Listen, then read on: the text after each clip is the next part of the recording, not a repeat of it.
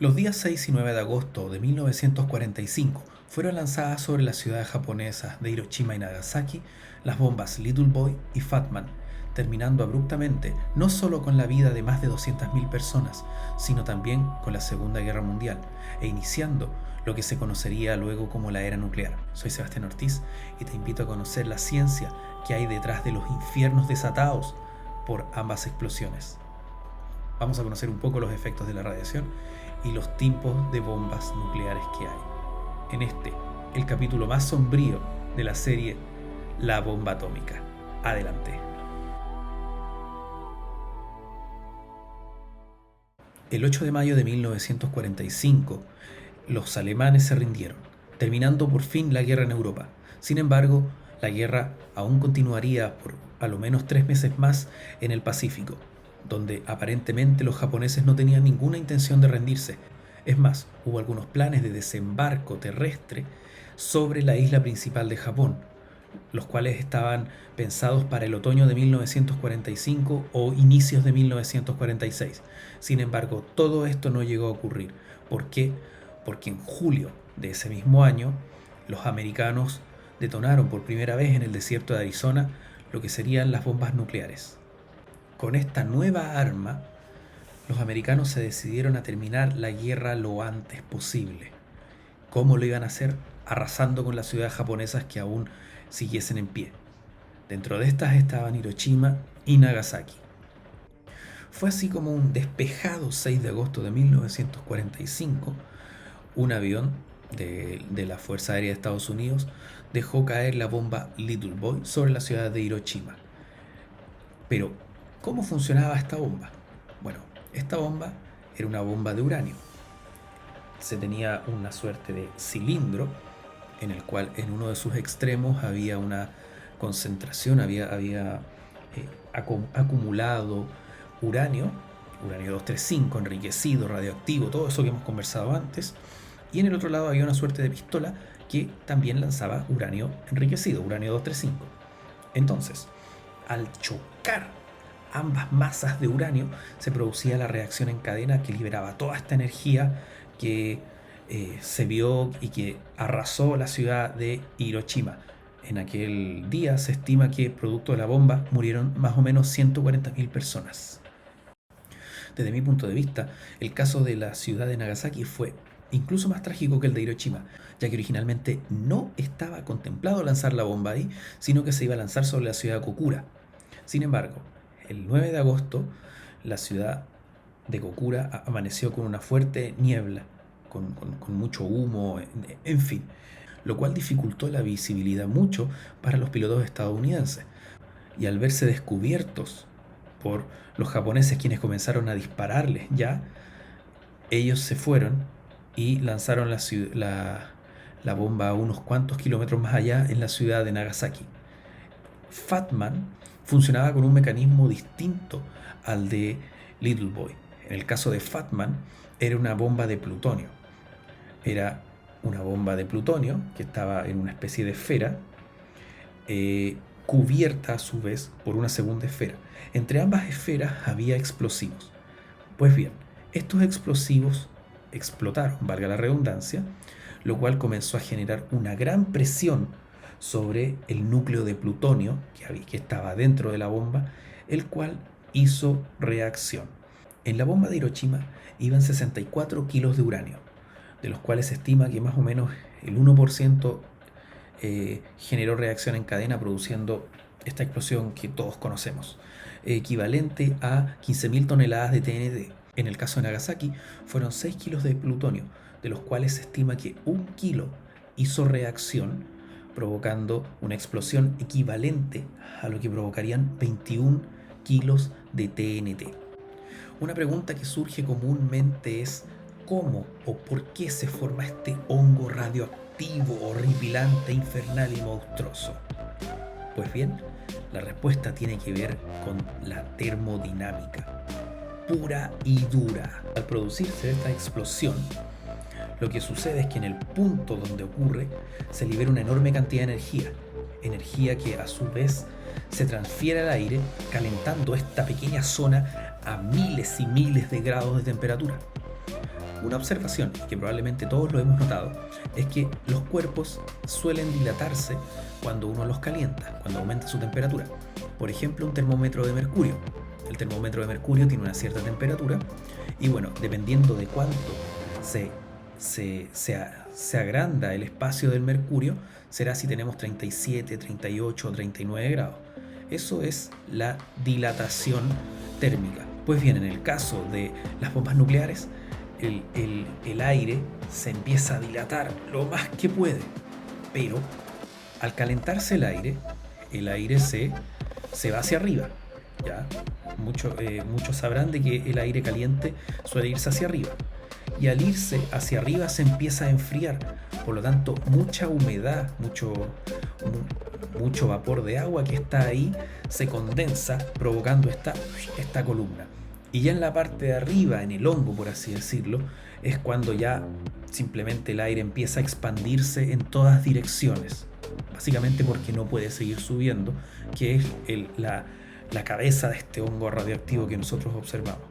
Entonces, ahí se produce lo que se conoce como una onda de choque, o onda de presión los llaman otras personas.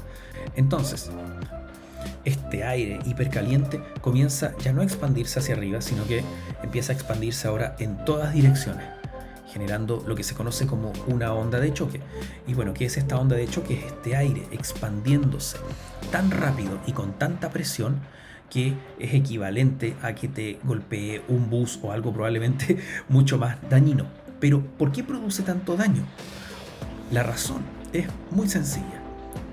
Como este aire va tan rápido, comienza a chocar con la infraestructura, casas, edificios, puentes, lo que tú quieras.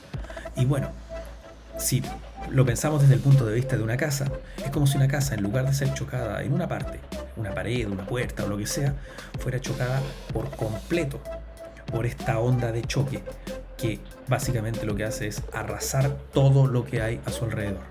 Entonces, este hongo, y esto para que lo tengan claro, este hongo no se produce solamente en explosiones nucleares, sino que se produce en explosiones en general que liberan una gran cantidad de energía, como lo que sucedió con la explosión en la ciudad de Beirut, en el Líbano, que no tuvo nada de nuclear, sino que simplemente se liberó una gran cantidad de energía, mucha temperatura, que provocó esta onda de presión que dejó la escoba en algunas partes de Beirut.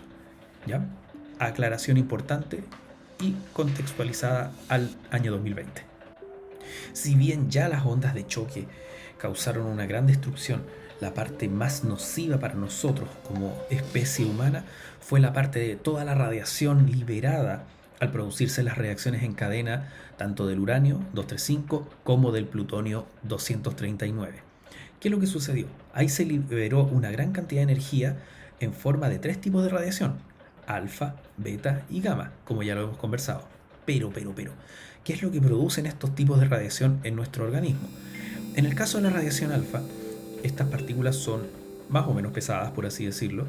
Sin embargo, son lo bastante livianas como para acoplarse, por ejemplo, con pequeñas partículas de polvo, para acoplarse, para permanecer suspendidas en el aire, para, por ejemplo, estar dentro de las moléculas de agua, acoplarse también, etcétera, etcétera. Por lo tanto, muchas personas literalmente respiraron helio, estas partículas alfa. ¿Cuál es el problema de eso? Pues bien, nuestras células, nuestro organismo no está preparado para lidiar con el helio. Por lo tanto, al entrar a nuestro organismo, estas partículas alfa se metieron dentro de nuestras células y comenzaron básicamente a dañarlas. ¿Por qué? Porque se metieron y, por ejemplo, se ponían en alguna parte donde debía ocurrir algún funcionamiento de la célula, y bueno, este funcionamiento no ocurría o o empezaba a hacerse mal, etcétera, etcétera. Por lo tanto, las partículas alfa dañan el funcionamiento celular. En el caso de la radiación beta, que son electrones o positrones, pueden o dañarnos la piel produciendo quemaduras, etcétera, etcétera, o también al ser inhalados por nosotros, al ser ingeridos, ya sea a través del agua, del aire o lo que sea, dañarnos el funcionamiento celular. Sin embargo, por lejos la radiación más dañina es la radiación gamma. Estamos hablando de ondas electromagnéticas de mucha, mucha, mucha energía. Más dañina incluso que la radiación ultravioleta o la radiación que una persona recibe en el solario. Entre paréntesis, no vayan al solario.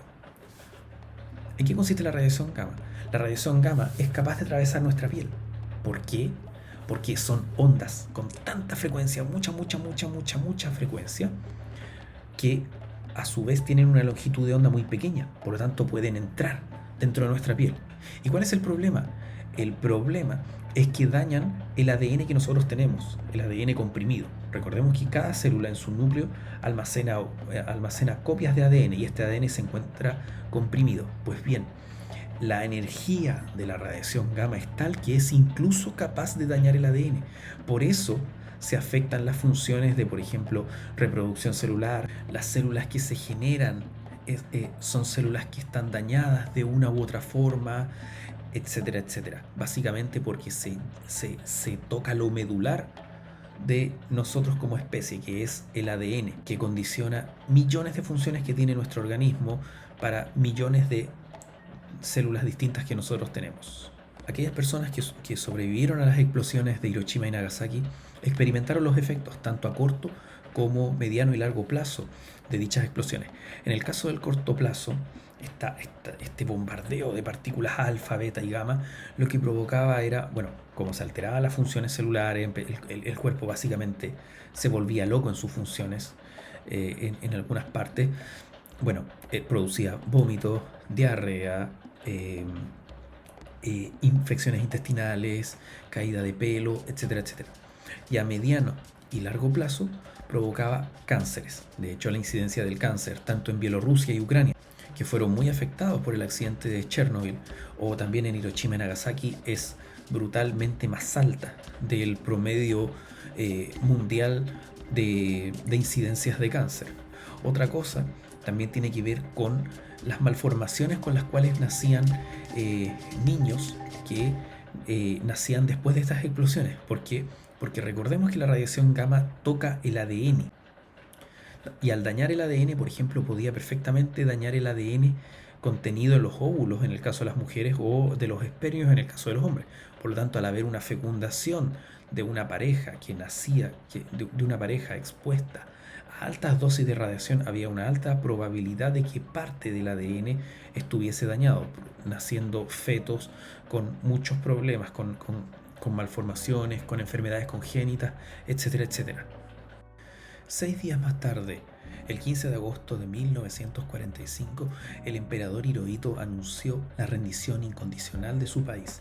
Había quedado de manifiesto el brutal poder destructivo de las armas nucleares. Es más, el científico Oppenheimer, quien fue uno de los directores y de las mentes detrás del proyecto Manhattan, afirmó que las armas nucleares no eran armas de guerra, sino que eran armas de genocidio. El hecho de que Estados Unidos fuese la única potencia con capacidad nuclear preocupó no solamente a los soviéticos, sino que también a sus mismos aliados, franceses e ingleses, por lo que hubo personas dentro del mismo proyecto Manhattan que estuvieron interesadas en traspasarle la información de cómo hacer una bomba nuclear a las otras potencias. De esta forma, en 1949, tanto Inglaterra, Francia como la Unión Soviética tuvieron acceso a la información de cómo construir una bomba atómica, logrando ellos realizar sus propias pruebas que resultaron bastante exitosas. Si bien la mayoría de la comunidad científica no quería saber nada con las armas atómicas, hubo algunos que siguieron trabajando, comillas, mejorándolas.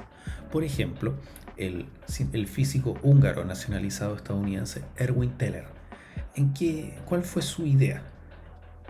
¿Y qué pasa si en lugar de construir una bomba de fisión, vale decir, donde se rompen los átomos, construimos una bomba de fusión, en el cual, por ejemplo, dos átomos de hidrógeno se unen en un único átomo de helio, liberando con ahí una cantidad de energía aún mayor de las liberadas en Hiroshima y Nagasaki?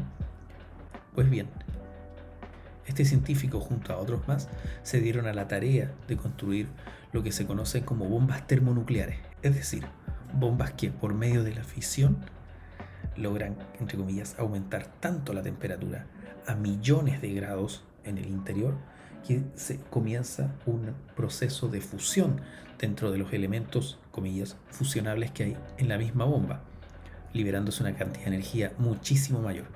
Y bueno, tuvieron éxito.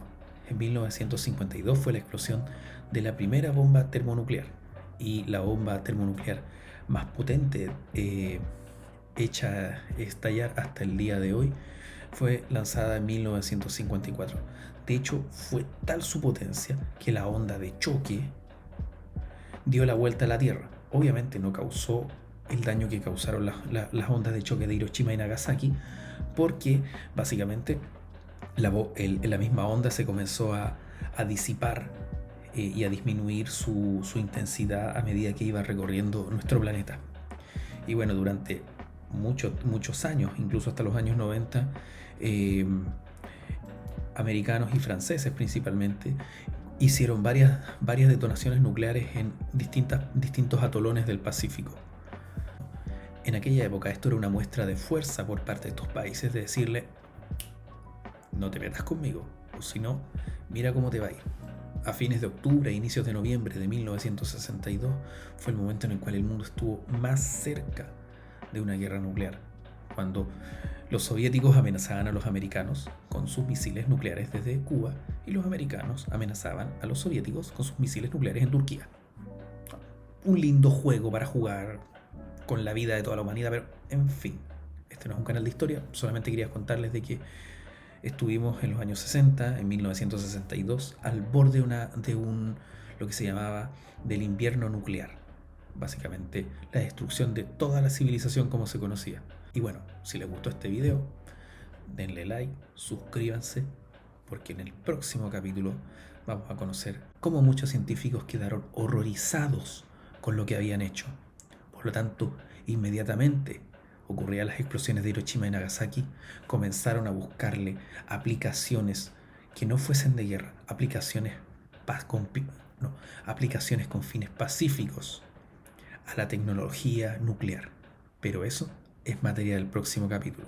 Así que mientras tanto, suscríbete en YouTube, dale like a la campanita, y si estás viendo esto desde Facebook, también suscríbete en Facebook. Así que nos vemos en el próximo capítulo.